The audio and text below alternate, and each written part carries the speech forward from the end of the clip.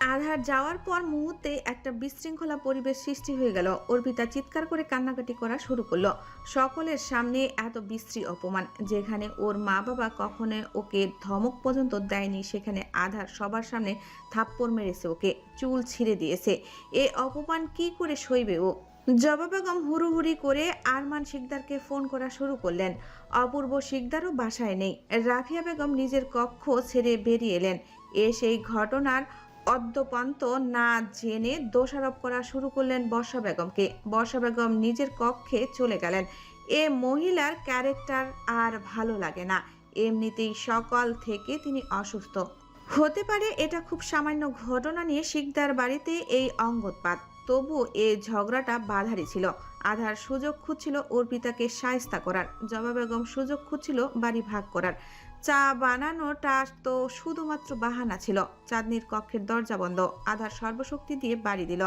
চাঁদ, এই দরজা বন্ধ করেছিস কেন তুই? ভেতর থেকে উত্তর আসে না। আধারের রাগটা আরো বেড়ে যায়। আশ্চর্য, সব নোংরামি খালি চাঁদনি ওর সাথে করতে পারে, অথচ ওদের মুখ ফুটে একটা উত্তর দিতে পারে না। এ কেমন বৈষম্য? আধার রাগে কিরমিরিয়ে বলল, ধুরবাল, দরজা খুলতো। এত আবেগের কি আছে? ওরা কখনোই বা তোকে মাথায় তুলে বসে থাকে? বাড়ির মেয়ে না বলে যে আবেগে শেষ হয়ে যাচ্ছিস। ওই খোল না দরজা। ব্যাপারটাকে এত বড় করে কেন দেখছিস? তুই চাচ্চুর মেয়ে, আমার বউ। এটা কি যথেষ্ট নয়? কোন বালচালে সে কি বললো সেসব কানে নিবি কেন? এই চাঁদ, দরজা খুলবি না ভেঙে ঢুকবো? কোনো উত্তর আসে না। আধারের মনে ভয় ঢুকলো। মেয়েটা এত আবেগী, আবেগের একটা জার আছে ওর কাছে। মুহূর্তেই মুহূর্তেই উতলে পড়ে, ছোট্ট একটা বিষয় নিয়েও কেঁদে ফেলে। আর সেখানে তো এত বড় একটা বিষয়, যতই আধার বলুক মাথায় না নিতে। ওর পরিচয়টা তো মিথ্যা হয়ে গেল, কিন্তু সবচেয়ে গুরুত্বপূর্ণ যে পরিচয়টা ও আধারের বউ, এটা তো মিথ্যা না। বাকি সব মিথ্যা হলেও কি? সম্পত্তি নিয়ে চিন্তা করছিস তুই? আরে, ওই বালটার চেয়ে বেশি সম্পত্তি পাবি তুই। যা, আমার ভাগের সম্পত্তিও তোর। তারপরে দরজা খোল। এই চাঁদ নিয়েই একদম নখরা দেখাবি না। কথা বলছিস না কেন তুই? দরজা খোল, দরজা খোল বলছি। আধার দু হাতে দরজা ধাক্কাতে থাকলো। চাঁদনি বালিশে মুখ গুজে ফুপিয়ে ফুপিয়ে কাঁদছিল। দরজার দিকে তাকিয়ে মুখে হাত দিয়ে কান্নার শব্দ আটকালো। এই ছেলেটা ওকে শান্তিতে একটু কান্না পর্যন্ত করতে দিবে না। এমন অসহ্য একটা মানুষ জুটতে হলো ওর কপালে। আধার দরজা ভাঙার প্রস্তুতি নিল। ধাক্কাতে যাবে তার আগেই চাঁদনি দরজা খুলে ফেলল। আধার নরম দৃষ্টিতে তাকালো ওর দিকে। চাঁদনির চোখ জলজল করছে, নাকে গালে লাল আভা, চোখ ফুলে গেছে। মাত্র কিছু সময়ের মধ্যে অবস্থা খারাপ করে ফেলেছে। কি চাই? তোকে? যাও এখান থেকে, মন মেজাজ ভালো নেই। আমারও। দেখি সর। চাঁদনিকে ঠেলে ঠুলে ওর কক্ষে ঢুকালো আধার। বালিশের অবস্থা দেখে পিছু ফিরে ওর দিকে তাকিয়ে বলল, বাহ, কিছুক্ষণের মধ্যেই বালিশ ভিজিয়ে ফেলেছিস। কোথায়? ওই অজাতের চুল ছিঁড়ে দিব তা না, কেটে কেটে সমুদ্র বানিয়ে ফেলছে। কেন এসেছো? একা থাকতে দাও আমাকে। তোর সাথে থাকবো বলে এসেছি। চাঁদনি সে কথা কানে না নিয়ে ক্ষীণ স্বরে বলল, আমার তো রক্তের ঠিক নাই, জন্মের ঠিক নাই। আমার সাথে কেন থাকতে যাবা তুমি? আধার বিমূর্ত দৃষ্টিতে তাকালো, পাংশুটে মুখে বলল, কেন বলছিস এসব? ওই অর্পিতার জন্ম পরিচয় ভুলিয়ে দেব আমি। অপেক্ষা কর। আমার এসব নিয়ে একটু মাথা ব্যথা নেই। জানি অনেক কষ্টের একটা বিষয় এসব তোর জন্য, এত বছর পর এসে এসব জানা। তুমি আমাকে আগে জানাতে পারতে। গায়ের রং নিয়ে খোঁটা দেওয়ার সময় এটাও বলে দিতে পারতে যে আমার জন্ম পরিচয় ঠিক নেই বলে আমি তোমার যোগ্য না। আমি তো শিকদার বাড়ির মেয়ে না। তুমি যতই আমাকে আমার গায়ের রং নিয়ে খোঁটা দাও না কেন, অন্তত এটা জেনে আমার একটা সাহস থাকতো আমি শিকদার বাড়ির মেয়ে। তুমি আর আমি তো একই। হয়তো গায়ের রং দিয়ে তোমার যোগ্য না আমি, কিন্তু আমাদের বংশ পরিচয় তো এক। কিন্তু এখন এখন আমি কিসের অহংকার করব? কিভাবে তোমার সাথে লড়বো? আমার তো আর নিজের বলতে কিছুই রইল না, আধার ভাই।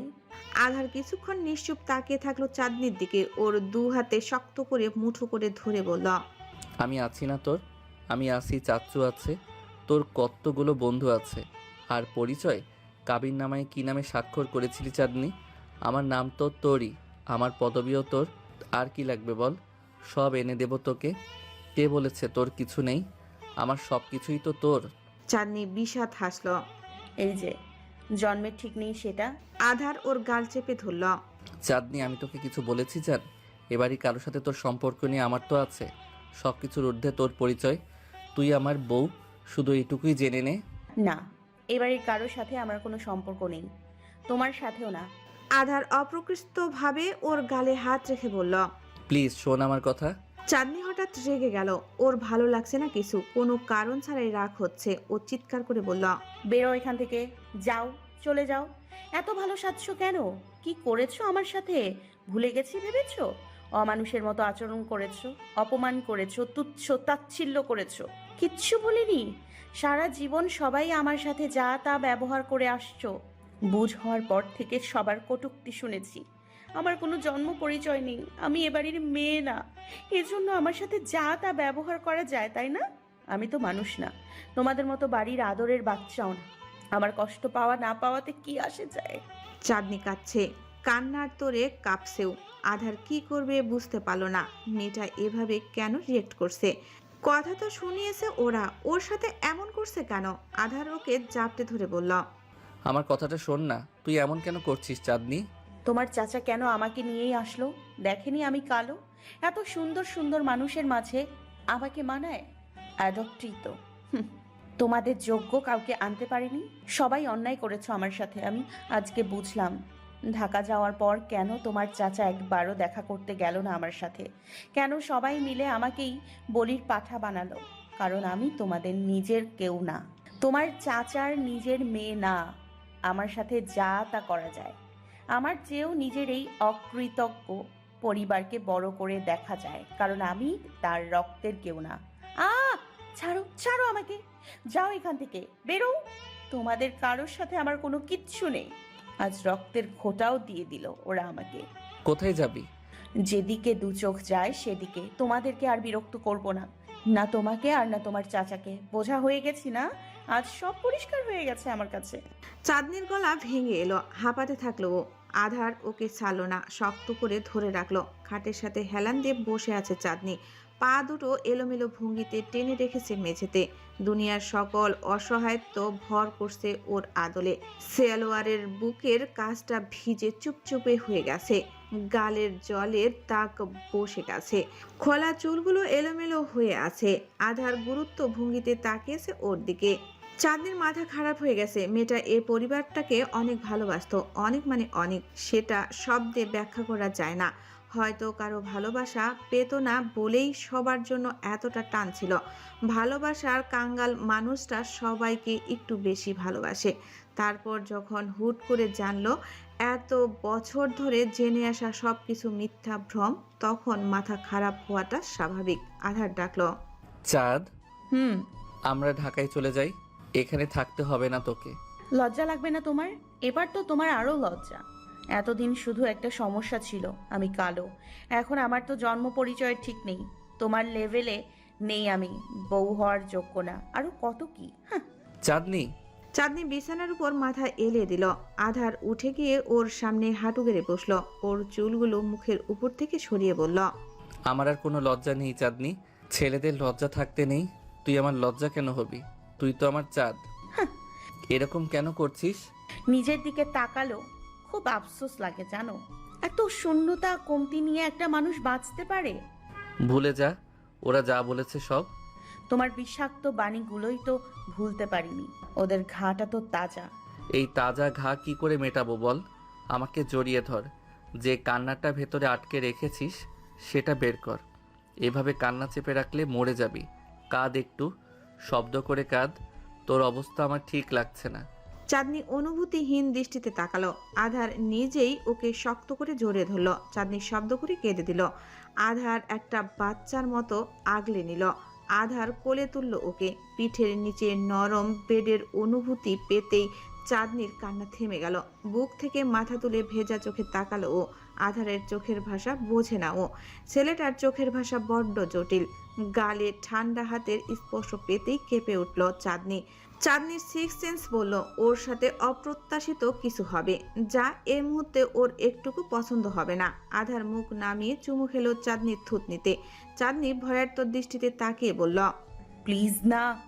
আধার ওর কপালের সাথে কপাল ঠেকালো, শীতল কণ্ঠে বলল, আমি তোর কোনো কথা শুনছি না। তুমি জোর করবে আমার সাথে? ভালো কথায় না হলে আমি আর কি করতে পারি বল? আমি তো শুধু তোর ক্ষত মেটানোর চেষ্টা করছি। তুমি আমাকে আরো ক্ষত বিক্ষত করে দেবে। নতুন কি? তোকে তো আমি শুরু থেকেই ক্ষত বিক্ষত করে আসছি। এতদিনে তো সয়ে যাওয়ার কথা। তবে নতুনত্ব কি জানিস? আজ আমি তোর ছোট হওয়ার পরোয়া করব না। তোর কান্না আজকে আমার উপর কোনো প্রভাব ফেলবে না। আধার সত্যি বেপরোয়া আচরণ করছে চাঁদনির সাথে। চাঁদনির কান্না বাধা কিছুই ওর উপর প্রভাব ফেলেনি। অসহায়ত্বের চরম পর্যায়ে এসে চাঁদনির মেনে নিয়েছে, বা হয়তো বাধা দেওয়ার শক্তি পায়নি। ও তো কোনো দিনও আধারের সাথে জিততে পারেনি। আধার সব সময় ওর উপর নিজের সব ডিসিশন চাপিয়ে দিয়েছে। কিন্তু আজ কেন এমন হলো? আধার কখনো ওর কাছে আসেনি, কখনো চাঁদনিকে ঘিরে আকুলতা ছিল না ওর মধ্যে। কখনো বা দুষ্টুমি করে কিছু বললেও সঙ্গে সঙ্গে ইমোশনাল অ্যাটাচমেন্ট তৈরি হয়ে যেত। চাঁদনির এসবে বড্ড ভয় ছিল, আর আধার এসব জেনে কখনো ওর কাছে আসার চেষ্টা করেনি।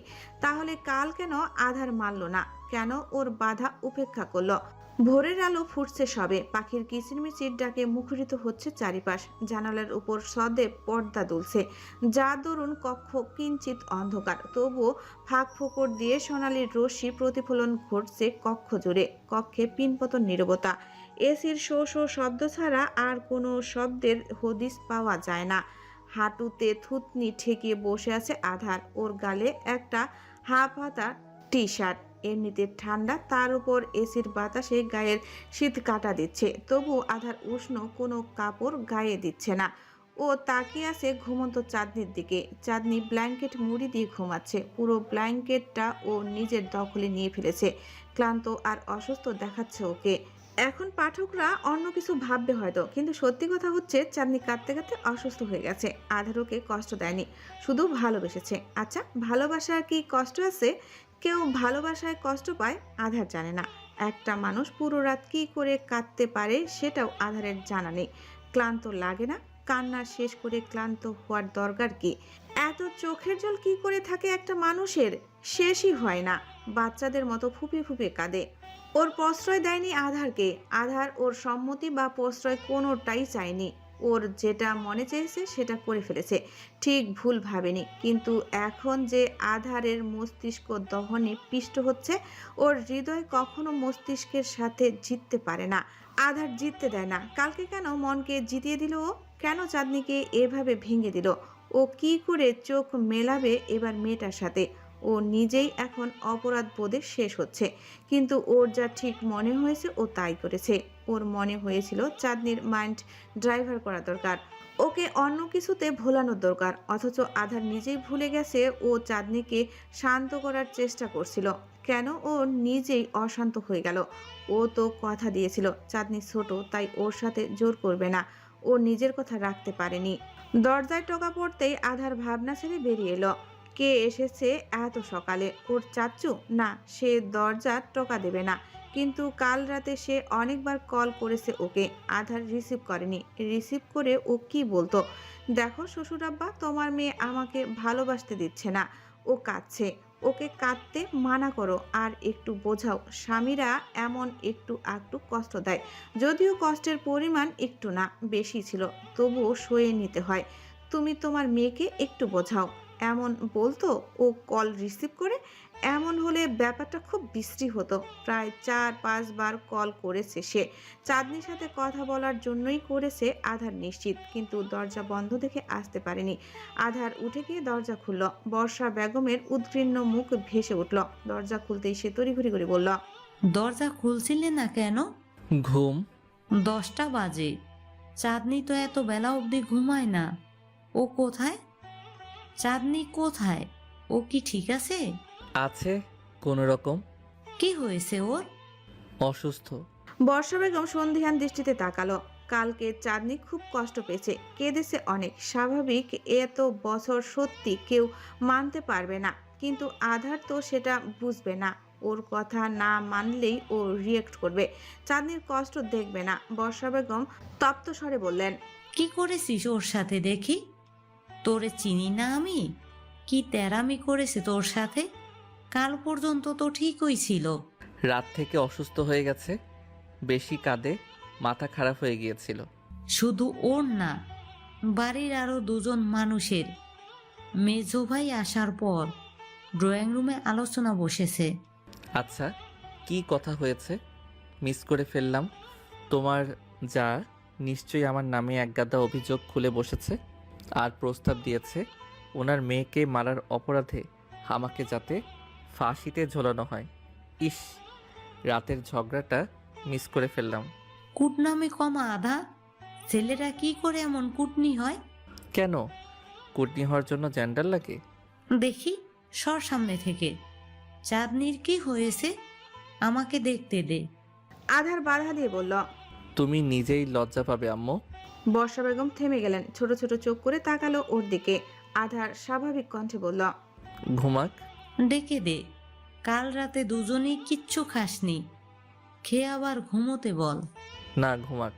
উঠে খাবে। তুমি আমাকে খেতে দাও, ও নিজের সময় করে উঠুক। বর্ষা বেগম সম্মতি দিয়ে চলে গেলেন। চাঁদনি বিষাদ দৃষ্টিতে তাকিয়ে আছে জানালার বাইরে। অনেকদিন পর ও জানালার পাশে বসলো।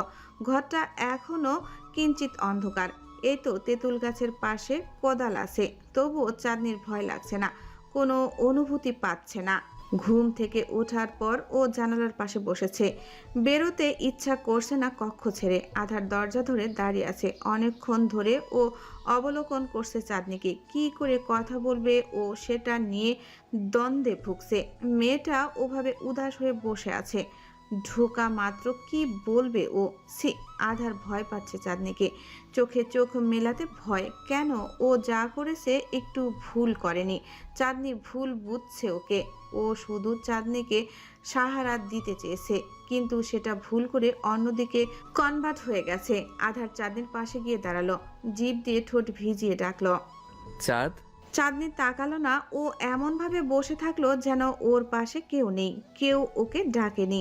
আধার বসলো ওর পাশে, অনুনয় করে বলল, আই এম সরি জান, প্লিজ কথা বল, চুপ করে থাকিস না। ভাই, কি এমন অপরাধ করে ফেলেছি এমন করবি আমার সাথে? তুই আগে যেমন আমার সাথে কথা বলতি না, এখনো তেমন শুরু করেছিস। চাঁদনি, কথা বল ইয়ার। আধার অতিষ্ঠ হয়ে বলল, আমি তোকে রেপ করেছি চাঁদনি? এমন ভিকটিমের মতো আচরণ করছিস কেন? চাঁদনি তাকালো না ওর দিকে, কিন্তু এতক্ষণে শান্ত কণ্ঠে বলল, করনি? ইচ্ছের বিরুদ্ধে জোর করাকে কি বলে তাহলে? তোর উপর আমার কোনো অধিকার নেই। তাই বলে এভাবে খাটাবে আমার এমন একটা অসহায় সিচুয়েশনে? তুই কষ্ট পাচ্ছিলি, তাই তুমি কষ্টগুলো আরো বাড়িয়ে দিলে।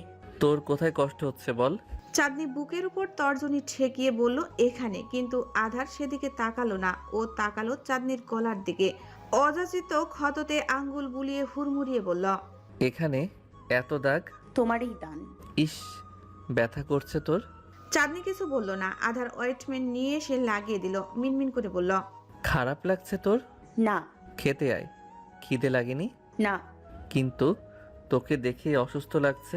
তারপরেও তো পাষাণের মতো আচরণ করেছো।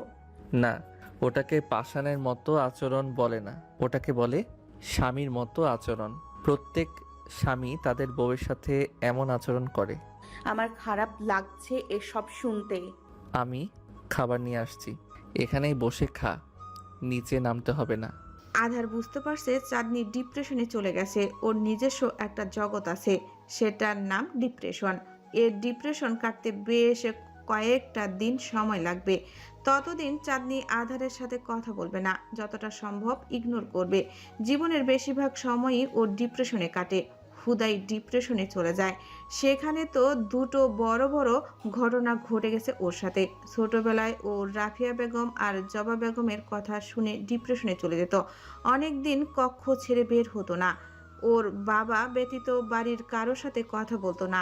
আধার এসব অনেক আগে থেকেই দেখে আসছে।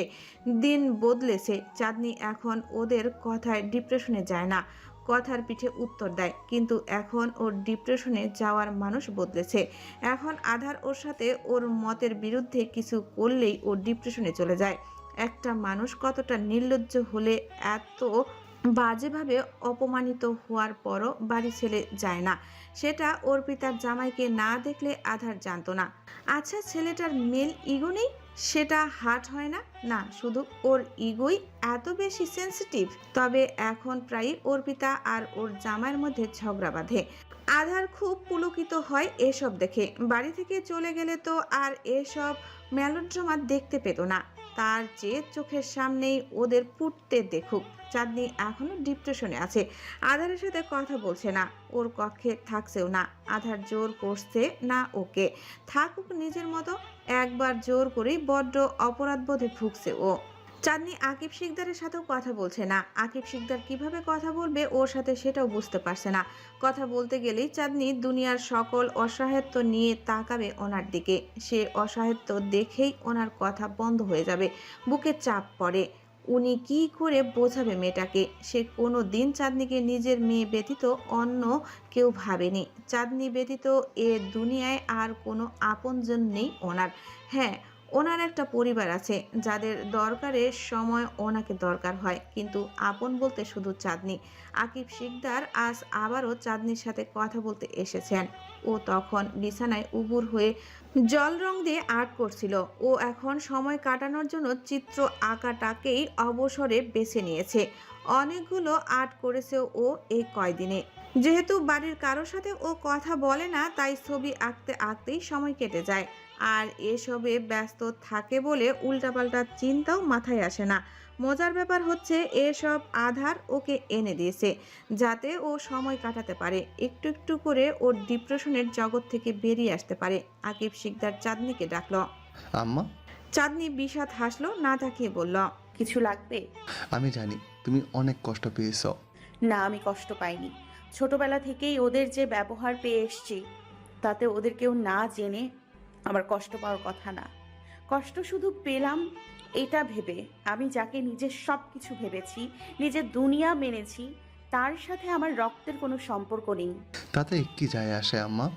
রক্তের সম্পর্কটি সব কিছু, ভালোবাসাটা কিছু না। এতদিনের বাবা মেয়ের সম্পর্কটাও মিথ্যে? ভালোবাসো? না, মনে হয়নি কোনোদিন তোমার। বাবারা তো ভালোবেসে আগলে রাখে, তুমি তো পারোনি। আমার এত কষ্টের জন্য কোথাও না কোথাও তুমিই দায়ী। আমি নিজের দায় এড়াচ্ছি না। আমি জানি আমি তোমার কাছে কতটা অপরাধী। তোমার আম্মুকে আমি যে কথা দিয়েছিলাম আমি সে কথা রাখতে পারিনি, কিন্তু তাই বলে তুমি আমাকে নিজের বাবা ভাববে না? সেটা তো আমি মেনে নেব না। আমি তোমাকে ছোটোবেলা থেকে বড় করেছি না? ভেবে নাও অর্পিতা আর ওর মা যা বলেছে সব মিথ্যে। আমার জন্ম পরিচয় মিথ্যে হয়ে গেছে, সেখানে ওদের কথা আমি মিথ্যে কি করে ভাববো? চাঁদনি একটু থেমে বলল, আমার কথা বলতে ইচ্ছে করছে না, আর না তোমার কথা শুনতে ইচ্ছে করছে। এভাবে বললে কতটা নিষ্ঠুর তুমি। সবাই নিজেদের ব্যবহারে আমাকে ভেঙে দিয়ে বলছো আমি নিষ্ঠুর। আমাকে এখনো সে পরিবারে থাকতে হচ্ছে বাবা, যারা আমাকে আমার রক্ত নিয়ে খোঁটা দিয়েছে। তুমি কিছু বলেছো ওদের? অবশ্যই বলেছি। আমার মেয়েকে এত কষ্ট দেওয়ার পর আমি ওদের কিছু বলবো না? তারপরেও তো আমার ওদের সাথে এক বাড়িতে থাকতে হচ্ছে। একটা কথা বলি বাবা, আমি ওদের অনেক ভালোবাসতাম জানো, এখনো বাসি, কিন্তু আমি ওদের সাথে থাকতে চাই না। যেদিন আমি আমার পরিচয় নিয়ে প্রশ্নবিদ্ধ হয়েছি, সেদিন থেকেই আমার ওদের সাথে থাকার স্পিরিটটা মরে গেছে। যেদিন তুমি তোমার এই টক্সিক ফ্যামিলিটাকে ছাড়তে পারবে, সেদিন নিজেকে আমার আসল বাবা দাবি করবে। এর আগে না, এর আগে আমি তোমার পালিত মেয়ে, যার থাকা না থাকায় তোমার কোনো যায় আসবে না। চলে যাও, একা থাকতে দাও আমাকে। মানুষের আনাগোনা এখন আর ভালো লাগে না আমার। চাঁদনি স্বাভাবিক কণ্ঠে বড্ড কঠিন কঠিন শব্দ শুনিয়ে দিল। আকিব শিকদার টলমল দৃষ্টিতে তাকিয়ে বেরিয়ে গেলেন কক্ষ ছেড়ে। উনি চলে যাওয়ার পর চাঁদনি কাঁদতে বসলো। কতটা কঠিন কঠিন শব্দ শোনালো ও নিজের বাবাকে, অথচ ও তো জানে ওর বাবা কতটা নরম একজন মানুষ। সাথে এটাও জানে এ দুনিয়ায় ওর বাবা ওকে সবচেয়ে বেশি ভালোবাসে। কোনোদিন ওকে বুঝতে দেয়নি ও যে ওনার নিজের মেয়ে না। নিশ্চয়ই অনেক কষ্ট পেয়েছে। চাঁদনি নিজের কষ্ট পাচ্ছে বলে ওনাকেও কষ্ট দিয়ে দিল। আধার চাঁদনিকে নিজের কেনাকাটা দেখাচ্ছে। এসব নিয়ে এসেছে চাঁদনিকে জ্বালানোর জন্য। চাঁদনি দুঃখে মরে যাচ্ছে, আর ওইদিকে আকিব শিকদার আর আধারের মনে রং লেগেছে। ওরা দুজন আজ আবার শপিং করতে গিয়েছিল। আধারের শপিং শেষ হচ্ছে না। তারপরও এসব চাঁদনিকে দেখাতে এসেছে। চাঁদনি দেখতে চায়নি, আধার জোর করে দেখাচ্ছে, না দেখে কথায় যাবে।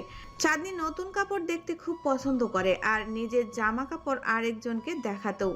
আমাদের সবারই বোধহয় ছোটবেলায় এমন একটা অভ্যাস ছিল, নতুন কেনাকাটা করলে উৎফুল্ল হয়ে অন্য একটা মানুষকে দেখানো। চাঁদনির এখনো সেই অভ্যাস যায়নি। আধার জানে বলেই ওকে দেখাতে এসেছে, দেখতে না চাইলে জোর করে দেখাচ্ছে, কারণ চাঁদনির মন খারাপ।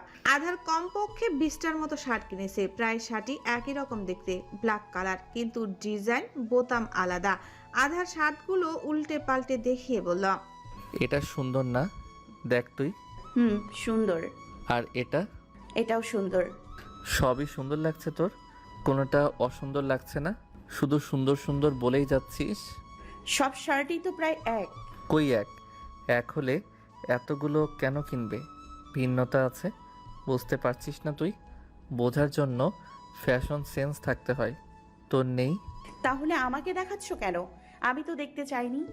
আমার দেখাতে ইচ্ছে করছে তাই। আধার একটা প্যাকেট থেকে একটা স্বর্ণের চেন বের করলো, চেনের লকেটে লেখা। চাঁদনি বলল, এ দিয়ে কি? আধার, ছেলেদের স্বর্ণ পরলে গুনাহ হয়। জানি তো, এটা তো আমার জন্য না, তোর জন্য। আমার জন্য? হ, আমি তোমার নামে লকেট পরবো কেন? যাতে কেউ জিজ্ঞেস করলেই বলতে পারিস এটা আমার জামাইয়ের নাম। তোকে যাতে কেউ অবিবাহিত না ভাবে। আর নাকফুল দিবি না, বিবাহিত মেয়েরা নাকফুল দেয়। চুড়িও পরিস না তুই। আমি নাক ফোড়াইনি। চুড়ি কেন পরিস না? বিবাহিত মেয়েরা তো চুড়ি পরে। সব কুসংস্কার। জানি, তারপরও একদিন অন্তত তুই চুড়ি আর গলার চেন পরিস একসাথে। আমি দেখব আসলে বউ বউ লাগে কিনা। এখন এটা পর। আমি এটা পরবো না। অবশ্যই পরবি, আন্তারার সাথেও এ মিলে যায়। যদিও সে নামে তোকে কেউ ডাকে না, কিন্তু আমি আমার নাম ভেবেই এই চেইনটা কিনেছি। সুন্দর না? আসলে ডিজাইনটা সুন্দর, লকেটের মধ্যে এ অক্ষরটা ঘুরিয়ে পেঁচিয়ে লেখা। আধার সব সময় সুন্দর সুন্দর জিনিসগুলো বেছে বেছে কিনে, ওর চয়েসও খুব ভালো। অনেক মোটা একটা চেন, কমপক্ষে 2 থেকে 3 ভরি হবে, কিন্তু চাঁদনি না পরার জন্য মিথ্যা বলল। সুন্দর লাগছে না আমার। আধার পাংশুটে মুখে বলল, পছন্দ হয়নি তোর? আমার তো সুন্দরই লাগলো। না, একটুও সুন্দর না। আচ্ছা, কয়েকদিনের জন্য পর ঢাকায় গিয়ে আরো সুন্দর একটা চেইন কিনে দেবো, কেমন? লাগবে না। আধার জোর করে চাঁদনির গলায় পরিয়ে দিল। চাঁদনি চোখ মুখ কুঁচকে তাকালো। আধার মিষ্টি করে হেসে বলল, এই তো, কত সুইট লাগছে, একদম আমার বউ বউ। জানিস, আমি চেয়েছিলাম চুড়ি সহ নিয়ে আসতে, আবার আনিনি। এখন মনে হচ্ছে আনলেই ভালো হতো। তুই তো চুড়ি পরে কলেজে যেতে পারবি না, সবাই পিঞ্চ মারবে তোকে, এই ভেবেই আনিনি। বাট ঘরে তো পড়তে পারতি। যাকগে ওটা। এবার থেকে যদি কেউ জিজ্ঞেস করে তোমার নাম তো চাঁদনি, সেই হিসেবে লকেটে সি হওয়ার কথা ছিল। এ কেন? খবরদার তখন আন্তারা বলবি না, বলবি আমার জামাইয়ের নাম এ দিয়ে শুরু। চাঁদনি কপাল কুঁচকে মুখ ফুলালো, বিরক্তিতে কিছু বলতে পারলো না। আধার দীর্ঘশ্বাস ফেলে বলল, তুই আমার সাথে সারা জীবন এরকমই করে যাবি চাঁদনি? এতটা বিদ্বেষ আমার প্রতি তোর? মাঝে মাঝে আমার খুব খারাপ লাগে জানিস। নিজের খারাপ লাগে বলেই বোধহয় কষ্ট দেই তোকে। কোনো একদিন তো তুই আমার সাথে ভালোভাবে থাক। আর কত অনুশোচনা করতে হবে আমাকে বল? তুই কি আমাকে কোনোদিন বুঝবি না? নির্বাচনে আর বেশি দেরি নেই। চট্টগ্রাম আসার দরুন দলীয় বেশ কিছু কার্যক্রমে রাত ছিল না। সেসব কাজ সাদিক এহসান সামলিয়েছে। সহযোগী হিসেবে ছিল সুহাস, কিন্তু এবার সাদিক এহসান বেশি জোরাজোরি করছে ওকে ঢাকা যেতে। নিজে ফোন করে বলছে না, জানেন রাত রিসিভ করলেও কথা বলবেন না, তাই সুহাসকে দিয়ে বারবার তাগাদা দিচ্ছে। যদিও রাতের আরও কিছুদিন পর যাওয়ার কথা ছিল, তবুও সে সিদ্ধান্ত নিল সকাল সকালই সে ঢাকার উদ্দেশ্যে রওনা হবে। রাতের একটা সমস্যা আছে, চট্টগ্রামে চলে এলে ওর আর কোথাও যেতে ইচ্ছা করে না। রোদেলা এহসান বাচ্চাদের মতো কান্নাকাটি করেন। রাত ওনার কান্না সহ্য করতে পারে না। সকাল হয়েছে মাত্রই, বাইরে কুয়াশার ঘনত্বে দেখা যাচ্ছে না কিছু। ভোর 7টা। রাত পড়ছে এলো, পিছু পিছু এলো মোবারক হোসেন আর রোদেলা এহসান। রাত গাড়িতে ওঠার আগে রোদেলা এহসান আবার ওকে জড়িয়ে ধরলেন। রাতের মুখটা করুণ। ও বারবার বলছে ওনাকে কান্না না করতে, কিন্তু ওনার কান্না থামছেই না। রোদেলা এহসান কাঁদতে কাঁদতে বললেন, তুমি কখন আসবে আবার? আমি খুব মিস করব তোমাকে। চলে আসবে খুব তাড়াতাড়ি। তুমি কান্না করা বন্ধ করবে? আমার একটুও ভালো লাগছে না। তুমি চাও আমি মন খারাপ করে এখান থেকে যাই? রোদেলা এহসান ডানে বামে মাথা নাড়লেন, নাক টেনে বললেন, আবরার, তুমি আর ড্রাগস নেবে না। নেই না আমি। মিথ্যা কেন বলছো?